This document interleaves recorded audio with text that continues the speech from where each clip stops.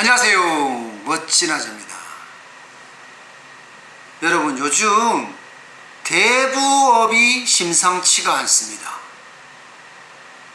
대부업 하면 그래도 서민금융의 마지막 보루라고 하잖아요. 근데 이 보루가 무너지고 있어요. 업계의 1위, 2위, 4위 업체가 문을 닫는다고 합니다. 사업을 접기로 했다는 뜻이지요. 여러분도 잘 아시죠? 사나무니. 사나무니는 지난 3월부터 이미 신규대출 중단했어요. 그리고 전국에 30개 이상 지점들 다 폐쇄했고요. 지금은 기존 대출만 회수하고 있습니다. 업계에서는 철수할 거다, 이렇게 생각하는 사람들이 굉장히 많아졌어요. 2위 업체는 러시앤캐시입니다. 여기도 마찬가지고요. 3위 업체가 웰컴론이에요. 여기도 2024년까지는 폐업을 할 예정이다, 이렇게 이야기를 하고 있어요. 와, 결국 서민금융의 마지막 보루 대부업이 아예 업종 자체가 무너지고 있다는 그런 이야기입니다. 상위 4개 업체 중에 1위, 2위, 4위 업체가 문을 닫으니까 이거 당연한 거 아니겠습니까? 그런데 왜 이럴까요? 왜 대부업체가 문을 닫을까요? 일단 표면적으로는 그래요. 이 대부업의 몰락의 가장 큰 원인은 최고 금리 규제다, 이렇게 이야기하고 있거든요. 연 66%였던 법정 최고 금리가 24%로 내려졌습니다. 그 때문에 대부업은 경영이 쉽지 않았고 영업이익이 쉽게 나지 않았다, 이렇게 얘기하고 있거든요. 그런데 내부를 자세히 들여다보면요, 이거 상황이 좀 달라요. 굉장히 상황이 다릅니다. 연체율이 4.7%에서 7.3%로 훌쩍 뛰었습니다. 바로 이 연체율이 문제예요. 7%라는 건요, 사업을 영위하기가 굉장히 곤란한 수치라고 해요. 연체율이 이렇게 늘어났다, 그러면 대부업 입장에서는 어떻게 되겠어요? 아무래도 대출을 덜 해주겠죠.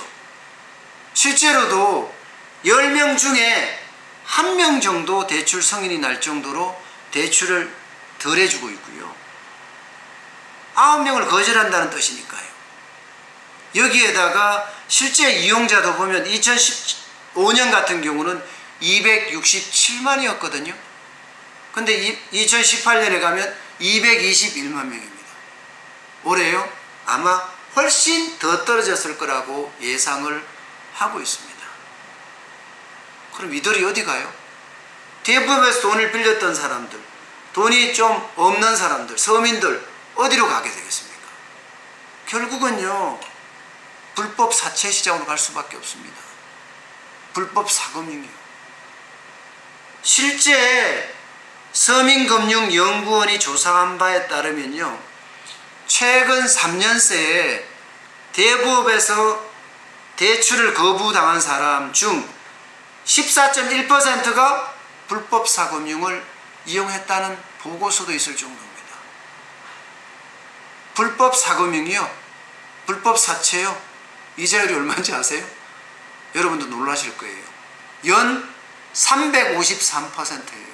353%. 그러면 여기 만약에 돈을 빌렸을 경우에 버텨낼 수 있을까요? 서민이? 못 버티죠.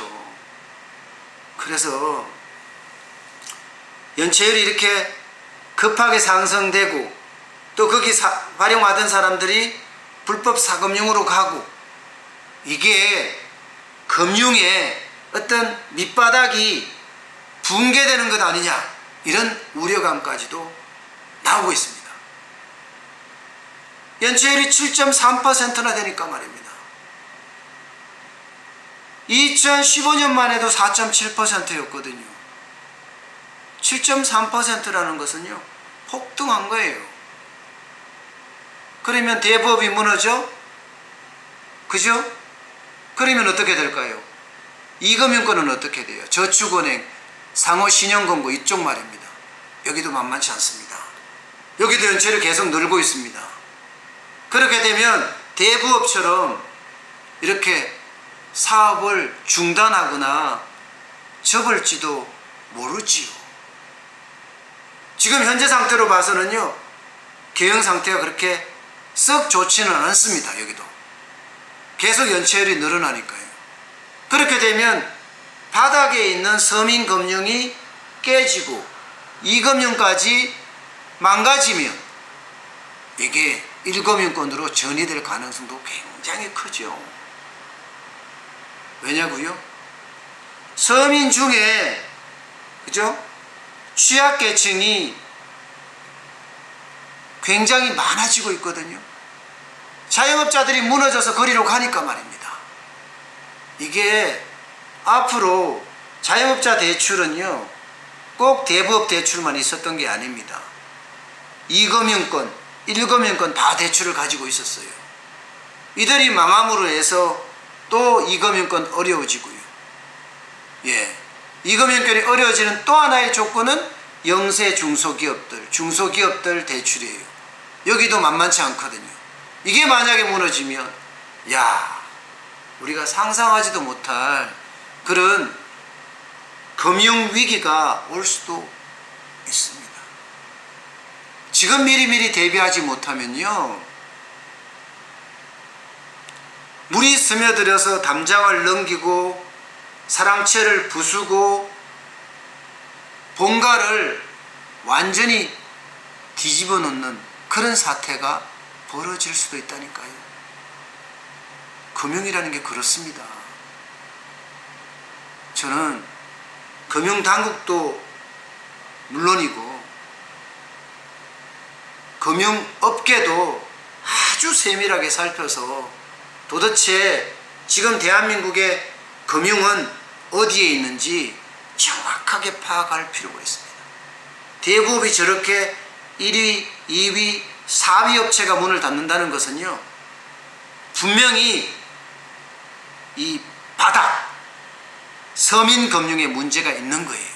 이 서민금융의 문제는 2금융권으로 1금융권으로 올라갈 수 있다는 것 반드시 기억해야 될 것 같습니다.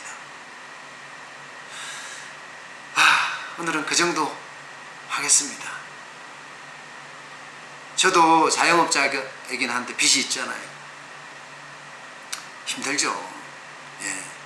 이 빚을 어떻게 하면 해결하기 위해서 굉장히 노력을 해야 되잖아요. 그러려고 그러면 장사가 잘 돼야 되는데 여러분도 알다시피 장사 쉽지 않습니다. 어디나 다 마찬가지예요. 장사 어려워요.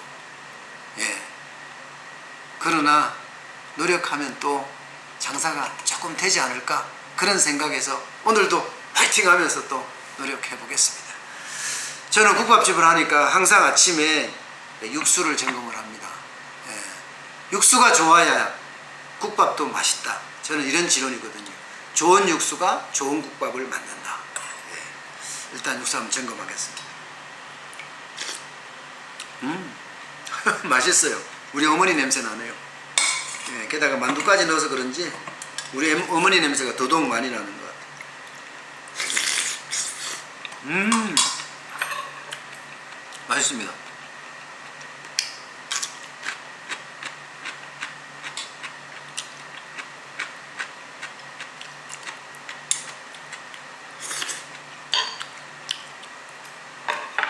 뭐 반찬도 이 정도면 순수한 것 같고요.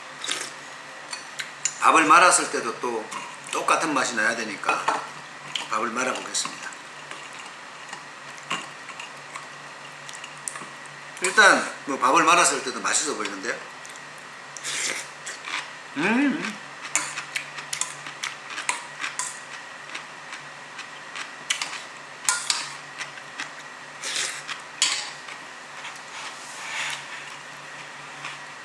제가 자랑하는 것이 아니라 아침에 이렇게 먹으면 진짜 든든하고 맛있고 또 보약국밥 같아요.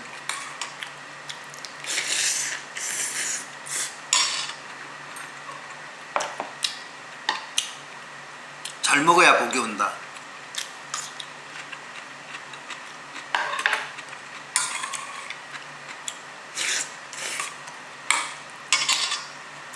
먹을 때는 아무 생각이 안 나요.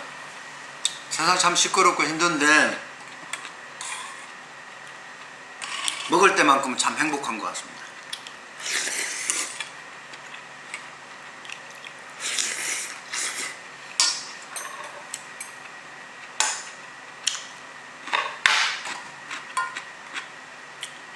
그래도 먹을 때 행복하다는 것만 해도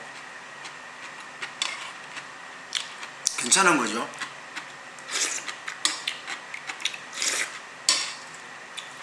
어떨 때는 하루 종일 행복할 때가 없을 때도 많거든요.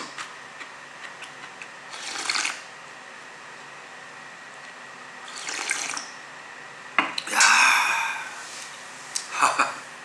참 잘 먹었네요. 너무 오래 먹고 있으면 방송 시간이 길어지니까 이거는 이제 방송 끝나고 먹고요. 그래요. 어제 매출은요 좋았다고 그래야 되나요? 예, 좋았습니다. 일단 인터넷 주문이 많았고요. 와우, 전화 주문이 장난 아니었어요. 여러분들이 막 주문을 해주시는 바람에 네, 아주 매출이 쭉쭉 늘어났습니다. 예, 그래서 어제 매출이 전체가 50만 원이 저희가 목표치인데 거의 근접했습니다. 49만 7천 원. 많이 올라갔죠.